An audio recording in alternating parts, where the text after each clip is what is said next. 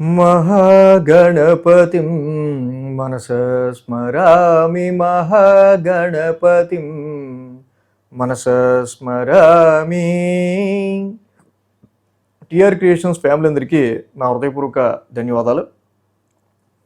అలాగే ఈ యొక్క ఏప్రిల్ మాసంలో 26వ తారీఖు నుంచి 2వ తారీఖు వరకు కూడా ఏప్రిల్ మాసం చివరి వారానికి సంబంధించి ద్వాదశ రాశుల వారికి సంబంధించి రాశి ఫలాలు ఏ విధంగా ఉండబోతున్నాయి ఏంటని మనం ఇప్పుడు చూద్దాం.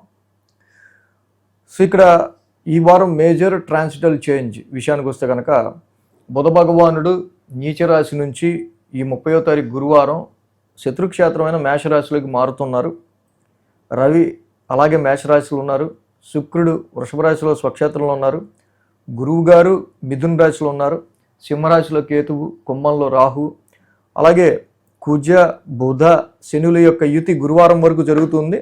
గురువారం తర్వాత ఇక్కడ బుధుని యొక్క స్థానం మార్పు అనేది మనం చూడొచ్చు. సో ఈ విధంగా గ్రహాల ట్రాన్సిట్ అయితే ఉంది. చంద్ర గమనం మనం అనుసరించినట్టయితే కనుక చంద్రుడి యొక్క గమనం కూడా మనం చూస్తే సింహ కన్య తులా రాశుల మీదుగా చంద్రుని యొక్క సంచారం ఉంది. ఇక్కడ ఈ విధమైన చంద్రగమనం ఆధారంగా మిగతా ప్లానటరీ పొజిషన్ ఆధారంగా ద్వాదశ రాశుల వారికి సంబంధించి రాశి ఫలాలు ఏ విధంగా ఉండబోతున్నాయి ఏంటి ఈ వారం అనేది మనం ఇప్పుడు చూద్దాం.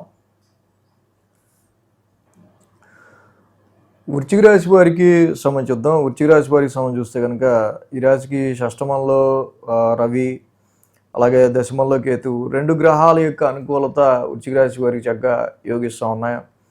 అలాగే ఈ రాశికి సంబంధించి మనం చూసినట్టయితే కనుక షష్టమంలో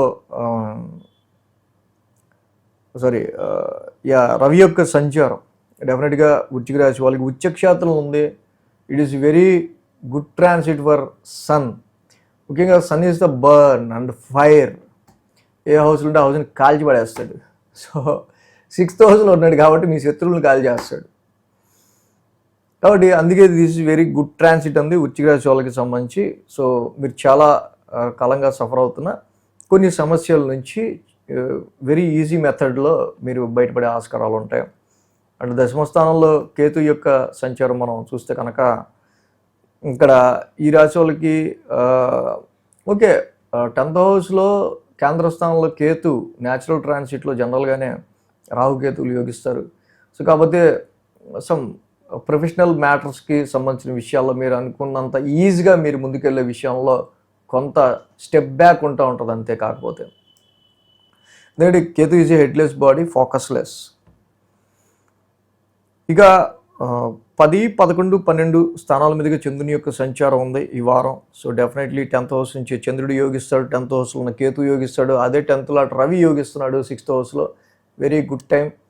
ప్రొఫెషనల్గా ఎవడైతే మీ మీద చాడీలు చెప్తున్నాడో, ఎవరైతే అనవసరంగా మీకు తెలియకుండా మీ మీద ఏమన్నా మీ ముందు ఒకలాగా వెనకాల ఒకలాగా మాట్లాడుతున్నారో, సో ఇలాంటి వాళ్ళు ఎవరైతే ఉన్నారో, సో ఇలాంటి ఎనిమీస్ అందరూ కూడా ఫైర్ అయ్యే ఆస్కారాలు ఉంటాయి. సో ఇది మీకు ప్రొఫెషనల్లీ చాలా మంచి టైంగా మనం చెప్పచ్చు. ఆరోగ్య సమస్యల నుంచి బయటపడే ఆస్కారాలు ఉంటాయి. చాలా లాంగ్ రన్గా కొన్ని సమస్యలు మీకు ఉన్న వాటి నుంచి కూడా మీరు బయటపడటం, ప్రొఫెషనల్ ఛాలెంజెస్ ఉన్నప్పటికీ కూడా వాటిని చాలా స్ట్రైట్ ఫార్వర్డ్ మెథడ్లో మీరు చక్కగా దూసుకుపోతూ ఎదుర్కొనే ఆస్కారాలు ఉంటాయి. ఇక మంగళ బుధ గురువారాల్లో మనం చూసినట్టయితే కనుక ఈ రాశి వాళ్ళకి లాభస్థానంలో చంద్రుని యొక్క సంచారం యాక్చువల్గా కుజ బుధ శనులు ముగ్గురు కూడా పంచమ స్థానంలో, లాభస్థానంలో చంద్రుడు ఉండటం, బట్ పంచమ స్థానంలో యోగిచ్చే గ్రహాలు లేకపోవడం, ఈ బుధుడే నీచిలో ఉండటం అక్కడ. So take care about your investments, shares and అదేవిధంగా షేర్స్ అండ్ ట్రేడింగ్ విషయాల్లో కమ్యూనికేషన్ సరిగ్గా లేకపోవటం వల్ల నష్టపోయే ఆస్కారాలు. చాలా వరకు కూడా లవ్ లైఫ్కి సంబంధించిన విషయాల్లో కూడా, సంతానపరమైన విషయాల్లో కూడా కొంత హార్డ్నెస్, కొంత టఫ్ టైం నడుస్తూ ఉంటుంది. మీరు ఎవరినైతే అభిమానిస్తూ ఉంటారో వాళ్ళకి సంబంధించిన విషయాల్లోనే సో లవ్ అండ్ అఫెక్షన్ అనేది సరిగ్గా లేకపోవటం లాంటివి, lack of love and affection అనేవి కనిపిస్తూ ఉంటాయి. సో కాబట్టి మీ ఇష్టమైన వాళ్ళతో ఎంత దగ్గరగా ఉందా అన్నా కూడా అక్కడ కూడా మీకు ఏదో ఒక హార్డ్షిప్ అనేది ఎదురవుతూ ఉంటుంది. ఇలాంటి కొన్ని సిచ్యువేషన్స్ని వృశ్చిక రాశి వాళ్ళు ఫేస్ చేయాల్సి వచ్చే ఆస్కారం ఉంది.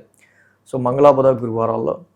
సో 1000 స్థానంలో చంద్రుని యొక్క సంచారం మనకు కనిపిస్తూ ఉంది. ఏదైతే చంద్రుడి యొక్క సంచారం 12th హౌస్లో ఈ రాశి వాళ్ళకు ఉందో, ఇన్ జనరల్గా ఈ రాశికి సంబంధించి ఆ రాశ్యాధిపతి శుక్రుడు కూడా 7th హౌస్లో ఉన్నారు. సో ఒకటి వ్యాపారపరమైన విషయాల్లోనూ, మ్యారిటల్ లైఫ్ పరమైన విషయాల్లోనూ ఏదో సోగా ఉంటుంది. లవ్ అండ్ అఫెక్షన్కి సంబంధించి 5th హౌస్ కూడా కొంచెం వీక్గా ఉంది కాబట్టి మ్యారిటల్ లైఫ్లో కొంచెం భార్యాభర్తలు అర్థం చేసుకుని ముందుకెళ్లాల్సిన అవసరం మనకు కనిపిస్తూ ఉంది. ఇన్వెస్ట్మెంట్స్ బిజినెస్లో కూడా అంతగా పెద్దగా కలిసి వచ్చే ఆస్కారాలు ఈ మూమెంట్లో కొంచెం తక్కువగా ఉంటాయో అనేది నా భావన. సో కాబట్టి అది కూడా చూసుకోవాలి. సో ఈ రాశికి మెయిన్ కుజ బుధ శనుల యొక్క యుతి పంచమ స్థానంలో పూర్వపుణ్య స్థానంలో ఉండటం వల్ల చాలా వరకు మీరు పెట్టుకున్న ఎక్స్పెక్టేషన్స్ ఏవైతే ఉన్నాయో, రావాల్సిన డబ్బులు ఆగటం కావచ్చు, ఇన్వెస్ట్మెంట్ చేసినవి ఇక్కడ అంతగా ప్రయోజనం లేకపోవడం కావచ్చు, మీరు పెట్టుకున్న ఎక్స్పెక్టేషన్స్ ఇన్ వర్క్ అవుట్పుట్లో కూడా రీచబిలిటీ తక్కువ ఉండడం కావచ్చు, ఇలాంటి కొన్ని ఇబ్బందులు. మీ ఇష్టదైవారాధన ఎక్కువ ఎంత చేసుకుంటే పూర్వపుణ్య స్థానంలో ఉన్న ఈ గ్రహాల యొక్క ట్రాన్సిట్ నుంచి మీరంతా చక్కగా బయటపడగలుగుతారు. ఆ యొక్క ఎఫెక్ట్ నుంచి ఇష్టదైవారాధన ఎక్కువ చేసుకోండి. అలాగే అష్టమ గురుదోషం కూడా ఈ రాశి వాళ్ళకి ఉంది.